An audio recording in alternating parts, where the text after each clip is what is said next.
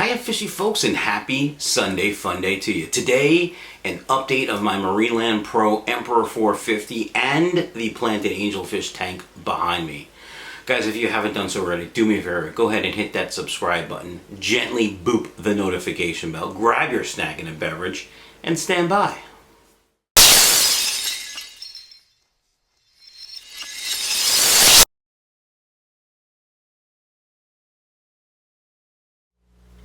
Alright fishy folks, thanks again for watching. I really appreciate it, and thanks again for all the orders of Plecos and guppies on my website, michaelsfishroom.com. It was another busy week in the fish room as far as sales go, and of course this week is a holiday here in the United States. On Monday it's Memorial Day and post offices are closed, so all those orders, if you've ordered, will go out on Tuesday. Alright, 55 planted angelfish tank, Marineland Pro Emperor 450, and if you remember, that's the filter that I got that caught fire. And you know, I'm very open and I don't really hide much. It caught fire. I emailed the company, or I posted on actually social media.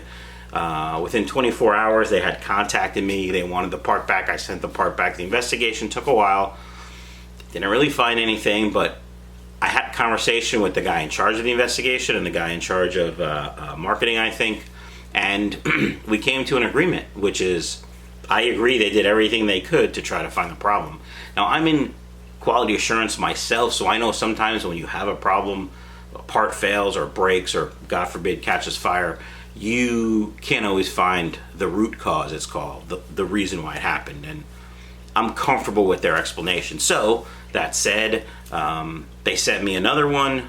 They had sent me 3 at once, but one of the 3 that they sent me I put on this tank and was running, and then when the fire happened I unplugged it and it sat still there for months. And about 3 months ago I plugged it back in after I was confident that their investigation went well, and it's been running in my planted tank, which is in the room between the kitchen and the family room. It's one big room. Anyway, you don't care, but it's been there. So we see it every day. We hear the filter every day. I'm going to tell you the pros and cons, at least what I think the pros and cons. We're also going to go over the fish tank a little bit.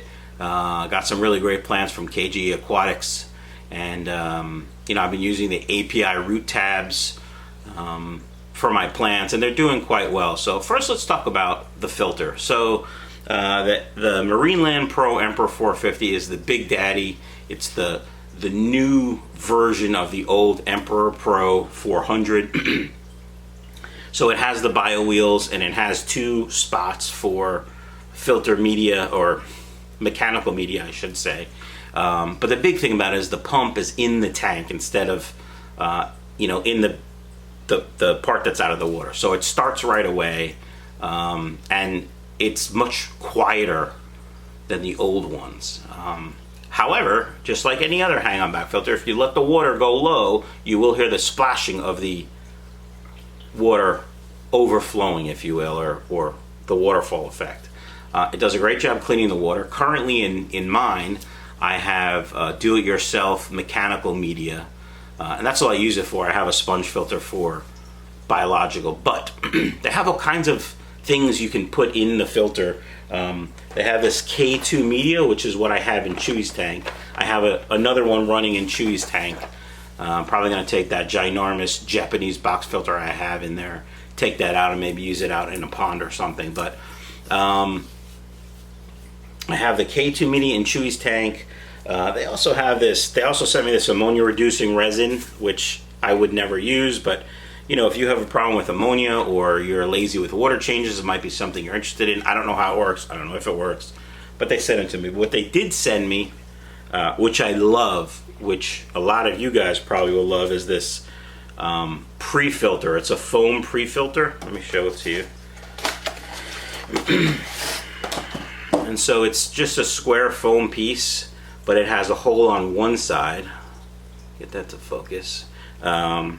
And you put it at the bottom of the lift tube. You take the little basket that's there, you take that off, you put this on, and then your Frido gets sucked up. So, and this actually adds biological media filtration as well. All right. As far as the filter, I really like it. I'll have links down below. They're Amazon affiliate links. Click on them. You know the deal. If you're interested in the filter, I highly recommend them. And you guys know I'm honest about my reviews. If it's crap, it's crap. If I like it, I like it. This one of these did catch fire, but I am 100% satisfied with their inspection and their investigation. So that's that. All right, folks, here's what we're going to do. I'm going to change the camera a little bit. I'm going to show you the tank. We're going to go over some of the fish and the plants in the tank. So refill that snack and beverage, and we'll see you in a minute. All right, fishy folks, this is the planted Angelfish tank. It's a 55-gallon. As I told you, I have the Marineland Emperor Pro 450, which is that black down tube. You can see the motor is in the water. It's that big rectangle.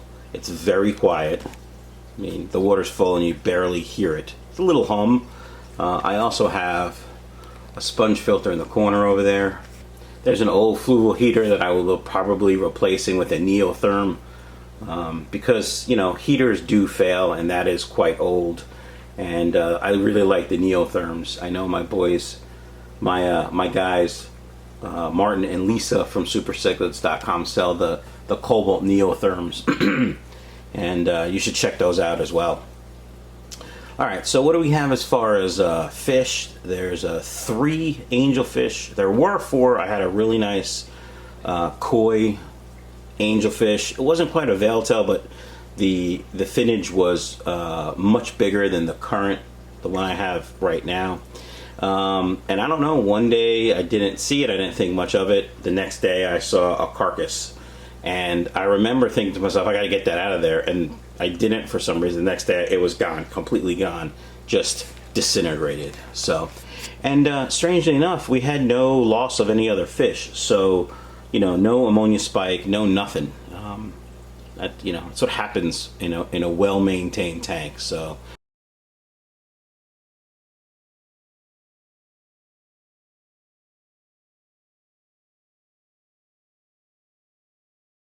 I don't know what happened with the fish. It might have simply just been its time. It might have been sick. It might have been attacked. I don't know. But anyway, there's a nice black angelfish and a smoky. That's the one I had. I've had the longest, quite big. Not a fan of the fins. I don't know if it was bad stock or what have you, but you know, it is what it is. There's also 6 albino cories. They were tiny. The story goes I bought them to sell at one of the Bucks County auctions. I bought them wholesale, and I sold a bunch. And when I went to bag these guys up the morning of the auction, I could only find 5 in the tank, and I've always said you need at least 6. So I didn't want to put up 5 for auction, so I kept them. And of course, as soon as I got home from the auction, I found the 6th one, and they were growing in a tank downstairs, and I put them up here. So people could see them. So you might also notice there's 2 other kinds of cories. I don't know what kind they are, and I think there's only 5. There's some green cories and another kind. My buddy Joel from Brooklyn, who's an EMT, thank you for all your work. He gave them to me because he didn't want them anymore. So there's also 2 Plecos. One lemon Pleco, not a lemon blue eye, but a lemon Pleco, which is quite big. He's, I don't know, 5 inches maybe. And there's also a clown Pleco. I'm sorry, a rubber lip Pleco. The rubber lip Pleco for months we all thought was gone because we never seen him. Then all of a sudden, if you look in that really realistic log right there, you'd see him. So speaking of realistic, I don't know if you can see, but right there you can't see. I'll get a closer look, but I have a really nice new Pleco Cave from my buddy Keith at KGE Aquatics. Maintenance for this tank is simple. I add water when it needs water. I don't actually drain any water out of this tank. I find there's no need to. I do use some fertilizers in this tank. I've used some all-in-one fertilizers before. Really haven't noticed a difference. And then my buddy Keith sent me this Thrive. It's an all-in-one He wrote the best on it, of course, because that's what Keith does. I don't know if you can see what you need to see here, but it's, you know, 1 pump per 10 gallons like most of the other ones. It seems to be doing a great job. My Madagascar lace has really sort of jumped up a little bit. Everything is greener than it was before. Now I am using API root tabs as well, and you know, there's a difference between plant feeders and water column feeders, but I think all that fertilizer in the tank definitely helps. So I definitely recommend the Thrive if you want to give it a shot. Contact Keith at KJE, and I'll have an affiliate link for the API root tabs down below. Of course, there's the great rock work from Third Planet Treasures. Ruth, the rock lady, runs that group, runs that company, and that's actually real, you know, rock from the desert, if you will. That does it for the tank. I mean, we got the Madagascar lace, we got some sword over there, and some sword over here, and some sword over here. You know, I don't know anything about plants. You guys gave some great recommendations for tall plants, and to be honest, I never ordered them. I will be placing an order for pond plants from Keith, and I'll get some of the tall plants as well for this tank. All right, folks, that kind of does it. I do have a question. I don't know if you can see. You know what? I'm gonna move the camera. Stand by. All right, fishy fight, folks. 2 things. This plant is a bulb, and from what I remember, I shouldn't bury the bulb 100%. But if I do it, the fish dig it up. Is there anything else I can do to help keep it down? Is it buried too much here? Let me know down in the comments below. And also, I want to show you this really cool Pleco Cave. It's this one right there. Believe it or not, that is ceramic. It's handmade. They're all unique. Keith sells them. He has a lady who makes them for him. They are amazing. They look great, and the Plecos really like them. So if you have a tank out in the open and you don't want, you know, Pleco Caves or the standard Pleco Caves or the watering spikes that I like to use, check those out from KG Aquatics. I think they come in different sizes and colors, but they're very realistic. Let me sort of get you over here so you can see the back. See how realistic it looks? Anyway, there's the filter close up, and you can hear how quiet it is. There's some fishies. Hi, fishy. All right, folks, that does it. Have a great day.